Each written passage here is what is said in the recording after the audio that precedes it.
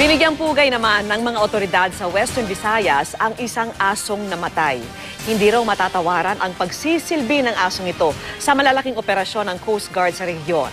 Nakatutok si Carol Velahio ng GMA Iloilo.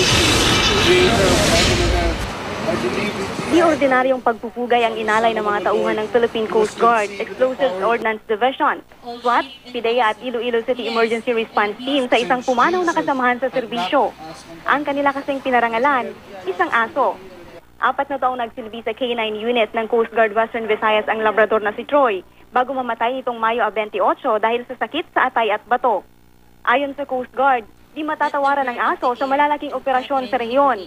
Kabilang na lang ang pagkakasabat ng milyon-milyong pisong halaga ng iligal na droga sa kanilang operasyon sa Samar noong 2012. Isang misa muna ang idinao sa tanggapan ng Coast Guard Iloilo. Ang handler ni Troy di maiwasang maging emosyonal habang sinasariwa ang masasayang panahong kasama ang pinakamamahal na alaga. Salamat kami kay Troy kag sa nabulig ang mga accomplishment sa among nga ginahatag kag sa mga hamon nga pagbanding sa pila ka years nga nag-upod kami. Ang Coast Guard naman, di raw malilimutan ang kabayanihang ipinamalas ng kasamahan sa serbisyo. Medyo mabudlayan lang kita kay magkakaroon ng another redeployment pero makakontinue mangyapon kita maka-augment in case na mayroong mga assistance sa narcotics detection kay may mga nabilin pa man kitang narcotic detection dog diri sa Iloilo.